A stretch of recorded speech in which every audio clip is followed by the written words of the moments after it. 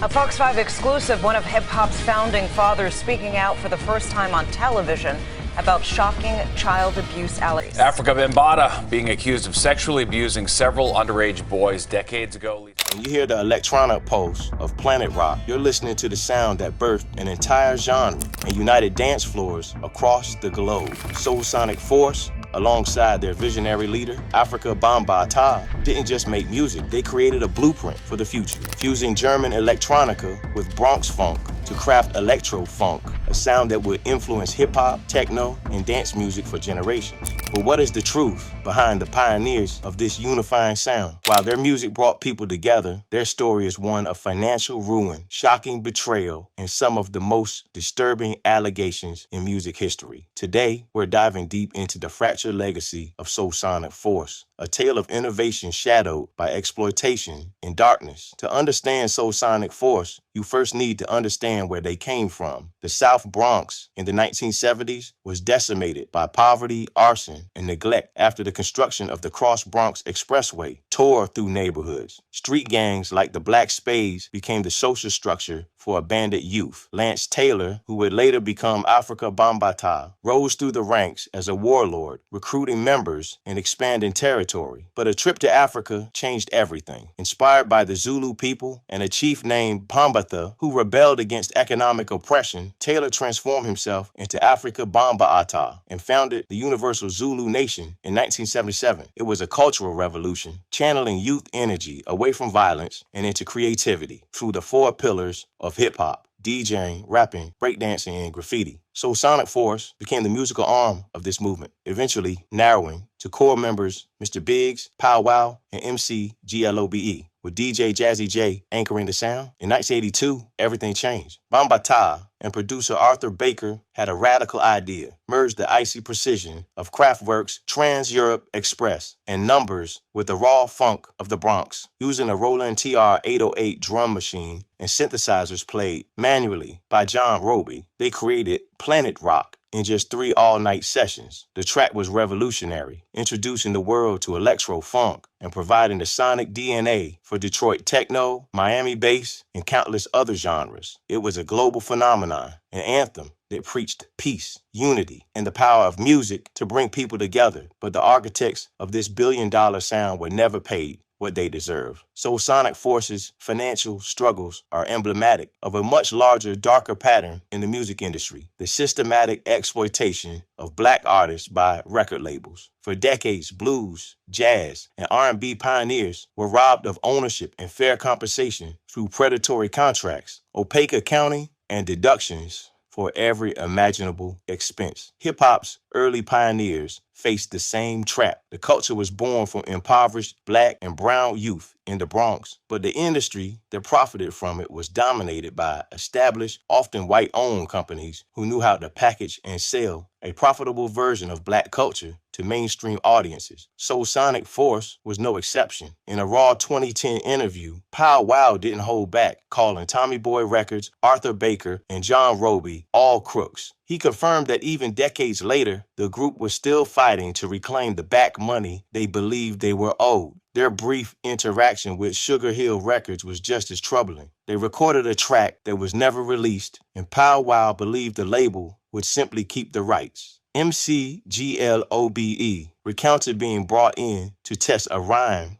concept only to hear something similar later appear on a song produced by Sylvia Robinson's son, suggesting not just financial withholding, but outright creative theft. The financial devastation mirrored what happened to their contemporaries, Grandmaster Flash and the Furious Five. That group signed their first contract on the hood of a car for just $6,000. They were teenagers who knew nothing about publishing, royalties, or creative control. Grandmaster Flash sued Sugar Hill Records for $5 million in unpaid royalties in 1983, and the legal battle dragged on for nearly 40 years before they finally won a settlement in 2022. The tragic irony is stark. Mr. Biggs, a pioneer of a globally dominant art form, had to work as a correctional officer to support his family. The industry made billions, but the community that created the culture was left behind. It's a story we've heard countless times in the music industry. What do you think is the worst case of an artist being robbed by their label? Let us know in the comments below, and don't forget to subscribe for more deep dives like this. But as bad as the financial exploitation was, it pales in comparison to the darkness lurking within the movement itself. In the spring of 2016, the world learned a horrifying secret about the man who had been celebrated as a godfather of hip-hop. Ronald Savage, a former Zulu Nation member, came forward with detailed allegations that in 1980, when he was just 15 years old,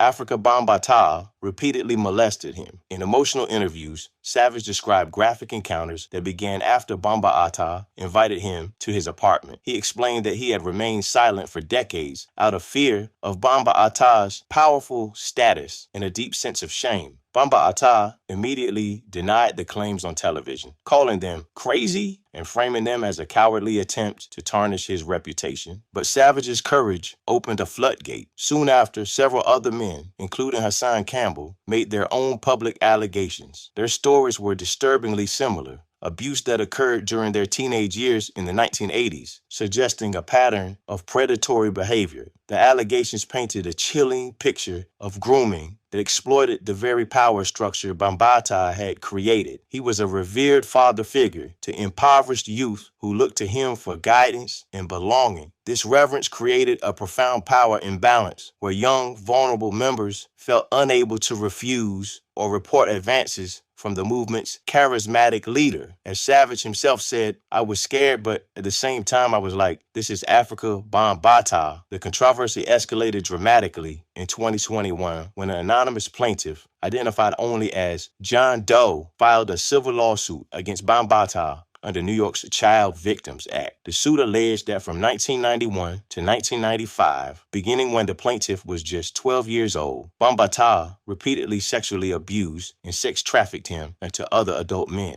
The Universal Zulu Nation was also named as a defendant, accused of gross negligence in providing access to children, thereby enabling the alleged abuse. Bambaataa never formally responded to the lawsuit. As a result, a New York judge granted the plaintiff a default judgment without opposition. While not a criminal conviction, this legal outcome was significant. The court ruled in the accuser's favor because Bambaataa simply failed to contest the case. The Universal Zulu Nation's response to the crisis was a devastating institutional failure. Initially, the organization closed ranks around Bambaataa, dismissing the allegations as a conspiracy and attacking the credibility of accusers, even labeling one a government-paid police informant. But as more alleged victims came forward with corroborating stories, the pressure became unbearable. In May 2016, the UZN officially removed Bambaataa from his leadership position and membership, acknowledging they could not allow the allegations to tarnish the Zulu Nation's name. The crisis deepened with allegations of a long-standing cover-up. Accusers and former members claimed the knowledge of Bambaataa's behavior was an open secret within the UZN's inner circle for years. Ronald Savage produced audio recordings allegedly capturing UZN officials, pressuring him to recant and issuing veiled threats. Even more damning, Mele Mel of Grandmaster Flash and the Furious Five stated in an interview that everybody knew what Bambaataa was allegedly doing with underage boys, a shocking admission suggesting widespread complicity. In a stunning twist, Ronald Savage publicly recanted his allegations in August 2024, claiming he had recently remembered using a fake ID to enter a club, which would have made Bambaataa believe he was of legal age. He stated that Bambaataa